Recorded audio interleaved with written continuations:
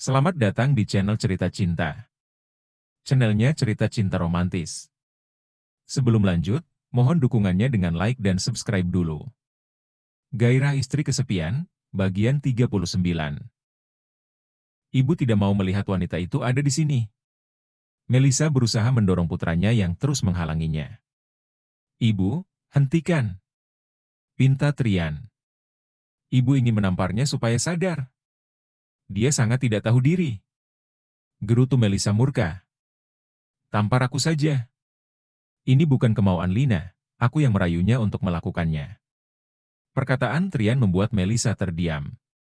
Ia yakin, wanita itu sudah meracuni pikiran putranya yang masih hilang ingatan. Pukul aku saja, Ibu. Putramu ini kelakuannya memang bejat dan tidak bermoral. Jadi jangan salahkan Lina, dia hanya menuruti permintaanku. Melisa tidak paham, kenapa putranya begitu tidak tahu malu berkata seperti itu. Lagi pula, kenapa ibu tidak memberitahu jika mau datang ke sini? Jangan lupa kalau putramu ini sudah sangat dewasa, dan kejadian seperti ini bisa terjadi. Melisa tertawa kecil. Jadi sekarang kamu ingin menyalahkan ibu? Trian berdiri tenang di hadapan Melisa. Seakan apapun yang terjadi, ia sudah siap untuk menjadi pembela wanita di belakangnya. Ya, siapapun yang masuk tanpa izin ke rumah ini, itu artinya dia salah, ucapnya dengan nada datar. Melisa tidak percaya, kini putranya berdiri untuk menentang dirinya. Luar biasa, putraku. Hanya karena seorang wanita murahan, yang berani menyodorkan dadanya. Kamu mau melawan ibumu ini? Melisa berkata dengan penuh emosi. Anak tunggal kesayangannya, benar-benar membuatnya kecewa. Maksudku bukan seperti itu, Ibu. Aku hanya ingin menegaskan, jika putramu ini mungkin tidak sebaik yang Ibu bayangkan. Jadi, jangan salahkan orang lain. Terutama, pada wanita yang sangat aku cintai ini. Trian berusaha berbicara dengan nada yang sangat halus. Akan tetapi, Melisa tidak bisa menerimanya. Ia tidak rela putranya jatuh cinta pada wanita miskin itu. Aku meminta restu untuk menikahinya, Bu. Melisa ingin tertawa.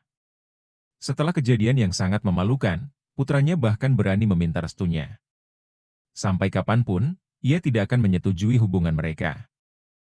Trian, Ibu rasa, kamu masih punya otak untuk berpikir, meskipun hilang ingatan. Kenapa kamu tidak menggunakan otakmu untuk memilih wanita yang jauh lebih baik dari dia? Ibu tahu ada banyak wanita yang menyukaimu.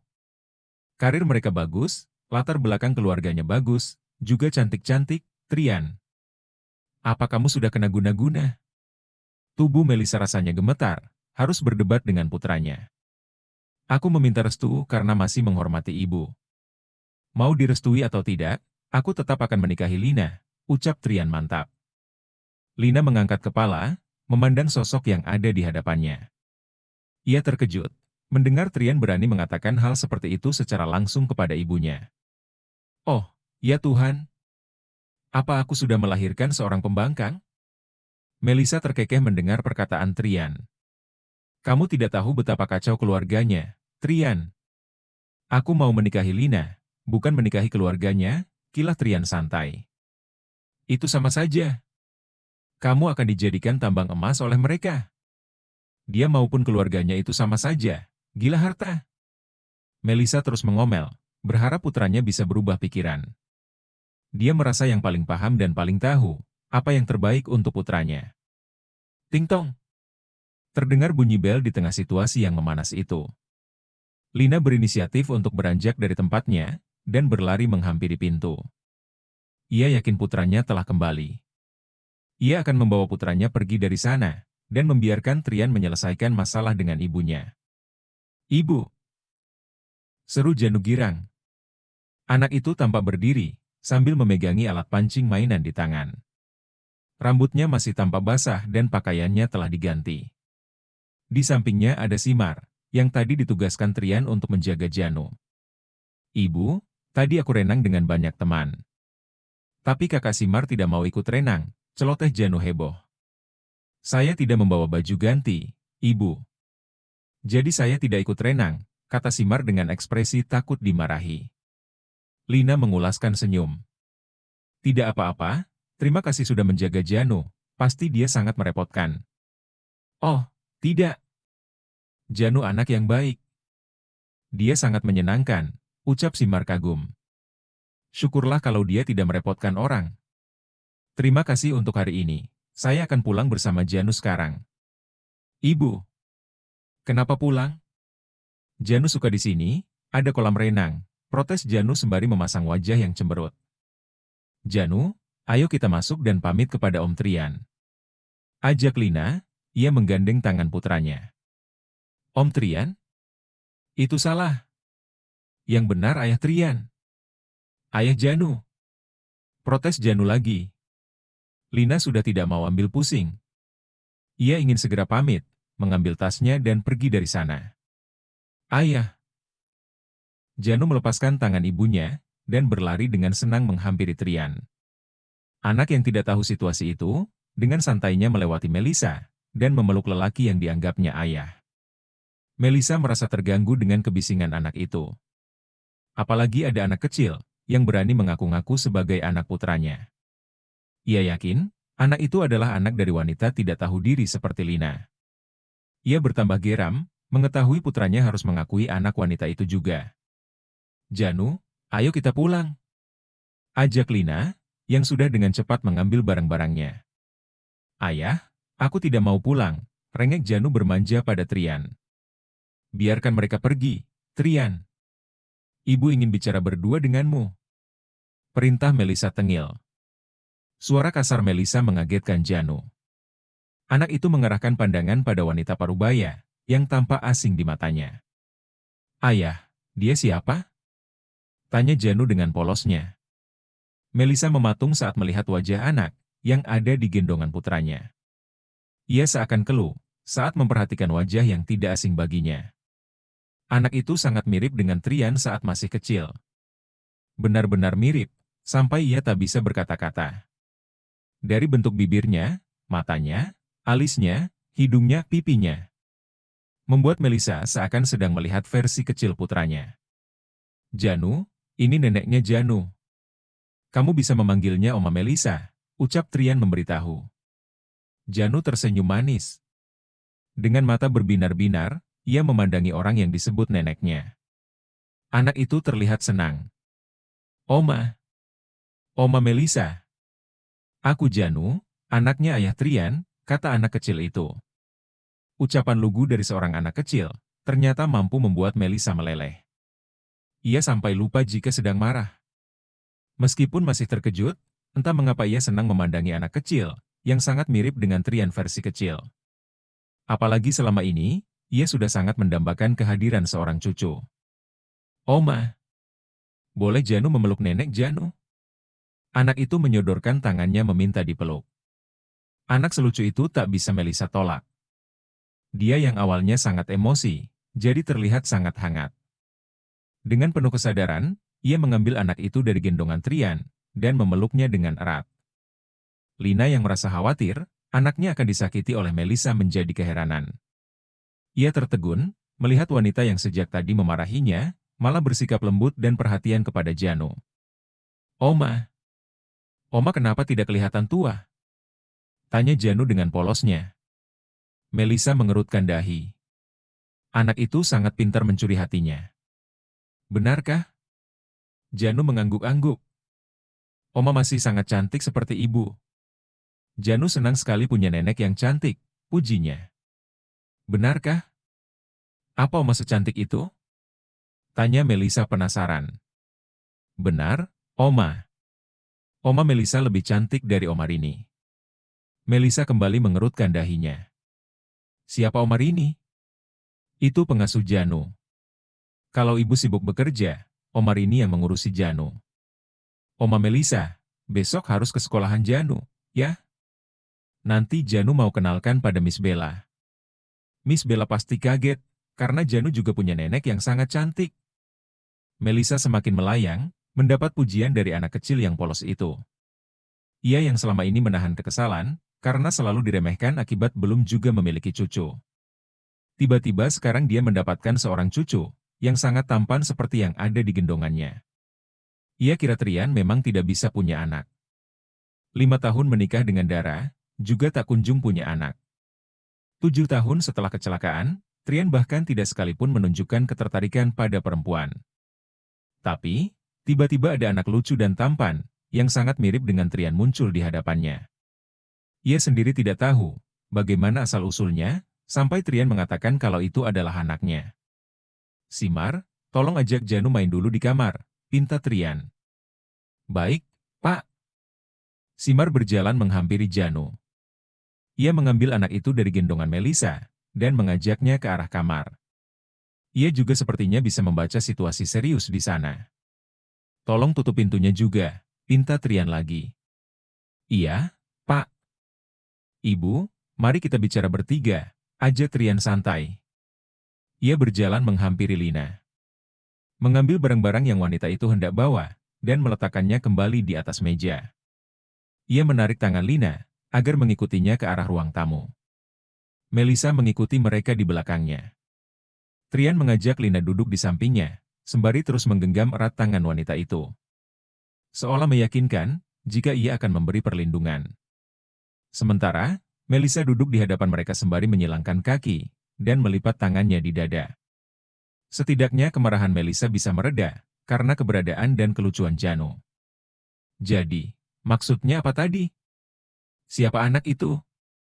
tanya Melisa penasaran. "Itu anakku." Dengan Lina, jawab Trian santai. Melisa terkekeh. Rasanya tidak masuk akal, tiba-tiba Trian memiliki anak dengan Lina. Apalagi setahu dirinya, mereka sudah terpisah dan tidak pernah bertemu lagi. Itu tidak mungkin. Apa hanya kebetulan saja kalau anak itu? "Yah, ibu akui dia sangat mirip denganmu saat masih kecil." Trian mengulaskan senyum. "Aku sudah melakukan tes DNA. Kalau ibu masih belum yakin, nanti aku suruh pihak rumah sakit mengirimkan hasilnya."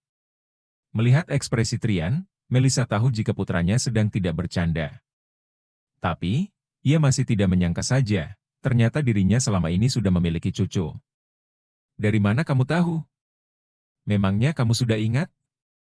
"Sudah," jawab Trian tanpa ragu. Lina tampak melirik ke arahnya. Wanita itu tahu, sebenarnya dia belum bisa mengingat apapun. Trian mengeratkan genggaman tangannya. Sebagai isyarat, agar Lina tenang dan dia sanggup menghadapi ibunya. "Maksudku, sebagian aku sudah ingat, Ibu. Meskipun belum semuanya." Trian mengoreksi jawabannya sendiri. Melisa memijat dahinya yang terasa pening. "Apa yang sudah kamu lakukan, Trian? Sampai ibu tidak tahu apapun tentang semua ini." "Tidak semua hal perlu ibu tahu, nanti ibu bisa pingsan," timpal Trian tenang. "Trian, ibu rasa, kamu masih punya otak untuk berpikir, meskipun hilang ingatan.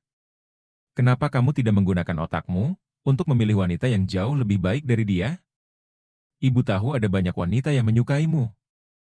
Karir mereka bagus, latar belakang keluarganya bagus, juga cantik-cantik, Trian. Apa kamu sudah kena guna-guna?" Tubuh Melisa rasanya gemetar, harus berdebat dengan putranya. "Aku meminta restu karena masih menghormati ibu. Mau direstui atau tidak, aku tetap akan menikahi Lina," ucap Trian mantap.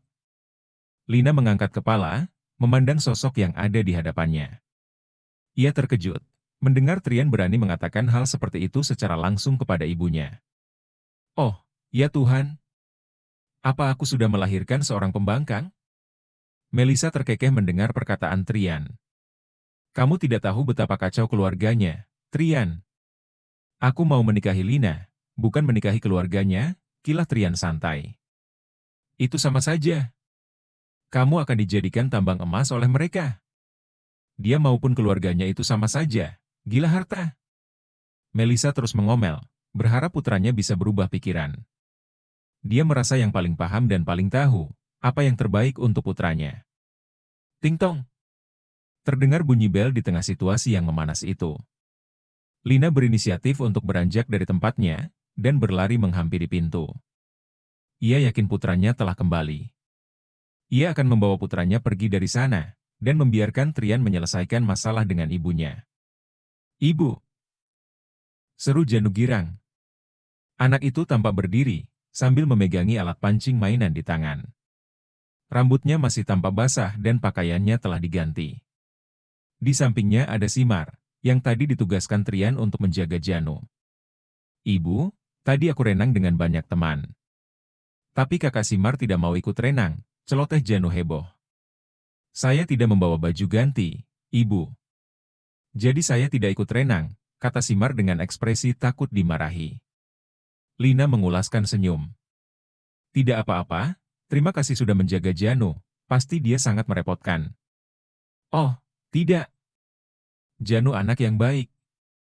Dia sangat menyenangkan," ucap Simar kagum. "Syukurlah kalau dia tidak merepotkan orang.